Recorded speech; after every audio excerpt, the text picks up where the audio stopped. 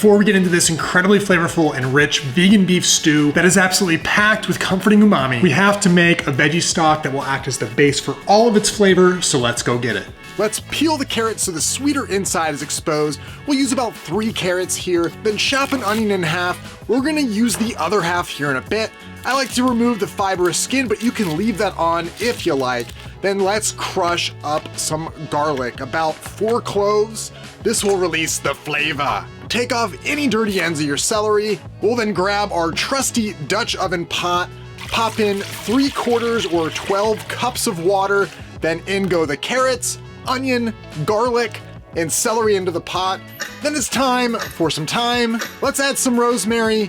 Let's throw in some peppercorns there while we're at it. Add some bay leaves and give it a stir. Remember, we're gonna strain this so we can let this free float. It's really that easy, folks, but you know, use pre-made stock if you have to. Ugh, this is already smelling so good. All right, before we get into the seitan dough, I just gotta say, use a scale if you do any sort of baking or seitan making. It's gonna change the way you cook. End lecture, let's get into the seitan dough. So we add 125 grams of vital wheat gluten. Let's tear the old scale, then add 10 grams of chickpea flour. This will give the final product a softer texture, and whisk to combine.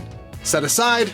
Now on to our wet mix. Add 75 grams room temp water, 30 grams or about 3 tablespoons of red wine, 10 grams or about 1 tablespoon of Worcester sauce, make sure it's vegan, 2 grams or about a half teaspoon of browning liquid. I'm using Kitchen Bouquet here, but there is also a brand called Gravy Master that I'm pretty sure is also vegan. I think you can find these at most chain grocery stores. This is only for coloring, so leave it out if you want, but the color might turn out odd. Then add 1 tablespoon of oil, 1 tablespoon of miso, and then a half teaspoon each of onion powder, garlic powder, and 1.5 teaspoons each of MSG, mushroom powder, sugar, and let's whisk, whisk, whisk that on up.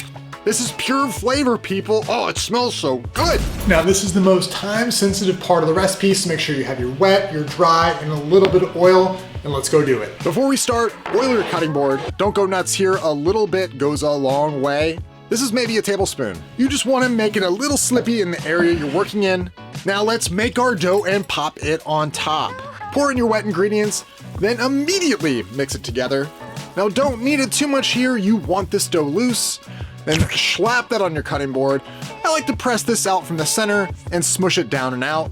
If it tears, try and pinch it back together. You'll be done when it is a 1/2 inch thick all the way through. What we'll do now is cut these into the final bite-sized chunks for our stew. Round as you cut here, try not to have too many right angles. Remember that these are going to grow 25% larger in size in the final cook. But don't worry about them being too big. When these are cooked, they'll be so tender you can cut them easily with a spoon. But also, you don't have to be too accurate here. I actually like it when they are a bunch of different sizes. It makes it fun. And we're having fun, right? Couple more cuts here. Rounded cut, rounded cut. Then you can use your hands to smush in any sharp edges. Now let's get a grill hot with some oil. We want to be generous here. I don't know, I maybe have 2 to 3 tablespoons of oil in here. Add in your dough chunks. Oop, that one stuck a little bit. Okay, let's scrape that off and try again. This pan just wants the oil to go to the wrong side. If your oil is too low, your gluten will stick like this. Also, a non-stick pan might work better. You know, live and learn. All right, they are a-sizzling. Now we wait for them to brown.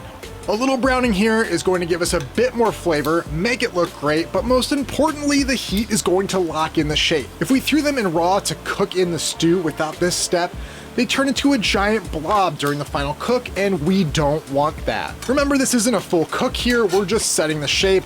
They'll be still raw in the center and finish cooking in the stock. As they get the right level of browning on both sides, keep setting them aside until you are donezo. Now that both sides are browned up, we can set this aside while we get the rest of our stew together. All right, our stock is now done. It's been cooling for a bit, so it's time to strain. This is looking great and smelling great too. You can just discard these bits left over, they are just all used up. Now set up your blender to make the stock blend. Let's take about 4 cups or about a quart of the stock we just made, 3 tablespoons tomato paste, 1 tablespoon soy sauce, 2 tablespoons vegetable oil, 1 tablespoon Worcester sauce, make sure it's vegan, 1 sheet of nori. I swear this isn't gonna make it taste like seaweed, it's gonna just add a little bit more of umami. Then let's just break that up on in there.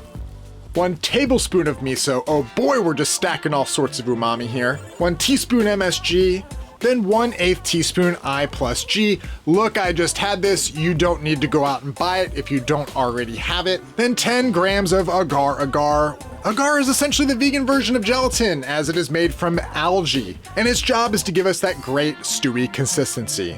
As with all functional ingredients, absolutely weigh this out. Y'all, there's absolutely so much flavor packed in here.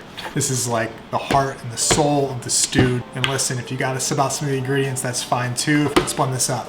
Now, if there are teeny bits of nori floating in there after the blend, don't worry about it. Just liquefy this as much as you possibly can. Now we're almost done, but we need a final prep of our veggies before we assemble the stew. So take out about 3 carrots, then chop them into big bite-sized coins. Hearty stews require hearty veggies, my friends. Same here with 2 stalks of celery, big but bite-sized bits. Now remember that onion from the stock? We're gonna dice the other half.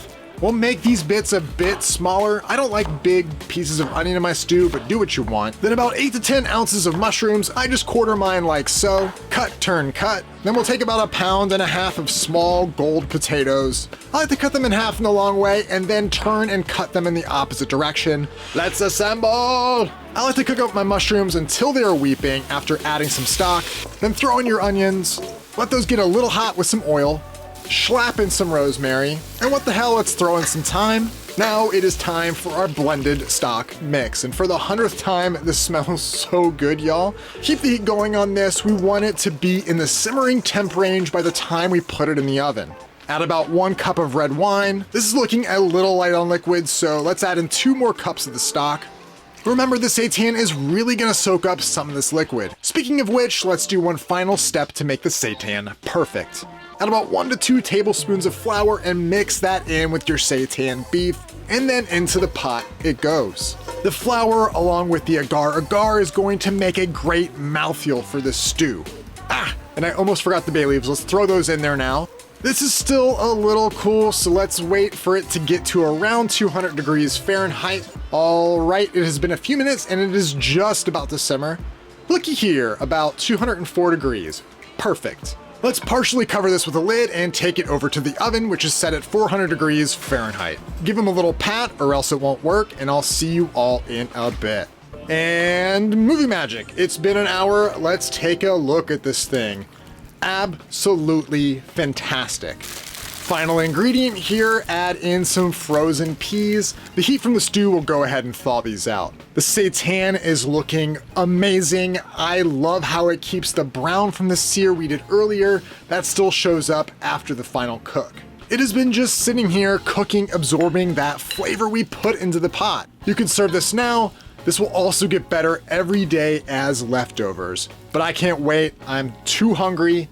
The seitan cuts right in half, the texture is amazing, the flavor is even better. It's soaked up everything that we put into this stew. All right, let's try this out. This just looks absolutely amazing. The consistency of the liquid is just insane. It's liquid, but it has a fantastic consistency. You can cut the seitan in half easily with your spoon. Oh my goodness. Wow. The big chunks of vegetables are fantastic in here. And I have to say, this is one of the best things I think I've ever made. I've made a lot of food. If you're thinking about trying this, give it a go. I think you'll be really happy with it. Cheers.